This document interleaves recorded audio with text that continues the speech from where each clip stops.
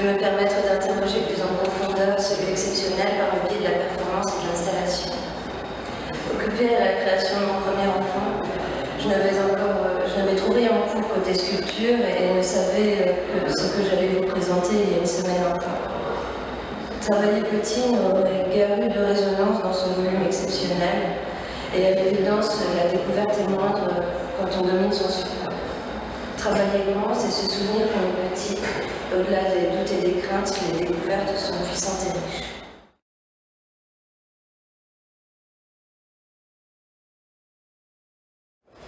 Certains m'ont vu improviser un grand tableau à partir de rien le mois dernier. Facile, beaucoup d'éléments précèdent, et dans la recherche et dans l'espace. D'où la convergence de la bibliothèque sublimée que vous retrouvez dans chacune des pièces et une de mes sculptures souterraines. La peinture est spéculation et on peut aller loin dans la science-fiction. Pour la sculpture, on ne part pas de rien et on ne décide pas seul. Les éléments sont bavards et il s'agit de dialoguer avec eux. Mais je n'ai pas compris tout de suite. Mon assurance et mes connaissances m'ont éloigné de cette évidence.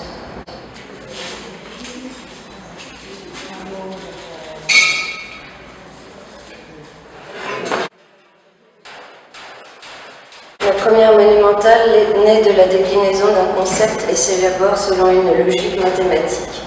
Maquette, patron, plieuse et une sorte d'origami géant. Beaucoup de frais entre la construction de la plateforme, le complément d'outillage et la ferraille vierge. La monumentale suivante naît des chutes de la première et de suppléments déjà façonnés qui m'ont été donnés, matériel agricole et pièces mécaniques. Là, j'ai le plaisir de composer avec les moyens du bord, plus sûr de ma stratégie d'élaboration et de mes outils, j'ose improviser. C'est avec ma troisième monumentale et une suite d'épreuves difficiles que je grandis. D'abord, mes partenaires de chantier s'épuisent, je ne suis pas facile, c'est besogneux et ça ne paye pas. Seul, je cherche à imiter leurs gestes et j'oublie ma mesure. Me blessant, je m'interdis 3 mois de sculpture. Je privilégie alors dans l'élaboration de modules de ma taille et de mon poids. Et c'est avec plus de respect que j'interroge mes outils et j'appréhende mieux le nerf du métal.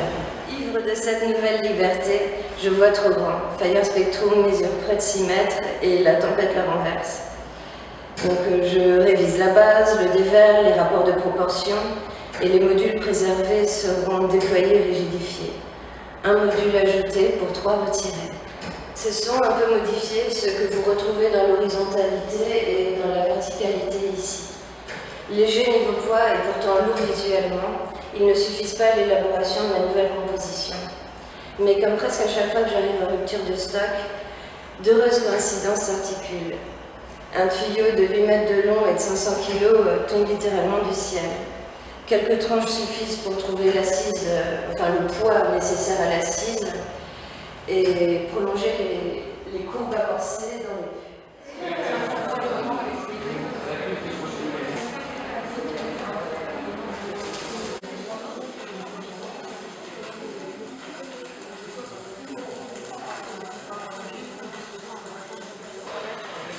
Non, je prends les dépenses.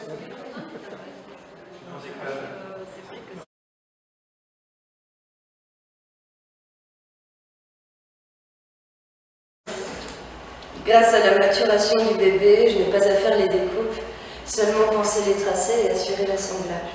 Le plafond de cette ancienne caprerie m'autorise à projeter plusieurs points d'ancrage sur ces rails métalliques. Plus de possible qu'avec mon portique et mon échafaudage. Le volume du lieu est incomparable, pas de pluie et douce chaleur dans cet intérieur que j'ai déjà investi. C'est en le sillonnant en spectatrice pour la première fois que l'évidence de l'installation m'apparaît.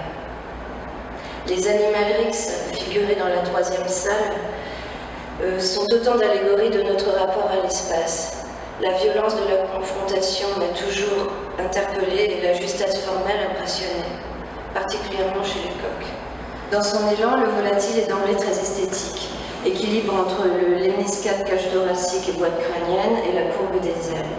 2 de ces corps s'affrontant, c'est encore plus de configurations qui se répondent parfaitement. C'est donc le principe formel du combat de coq qui m'intéresse, plus que le détail narratif ou l'intégralité physique des bêtes. L'interprétation est donc très libre. Les bases de la sculpture sont dorénavant assises et nous nous arrêtons entre l'installation et la sculpture définitive. Il s'agira bien sûr de développer la base et surtout l'interaction entre les deux volumes.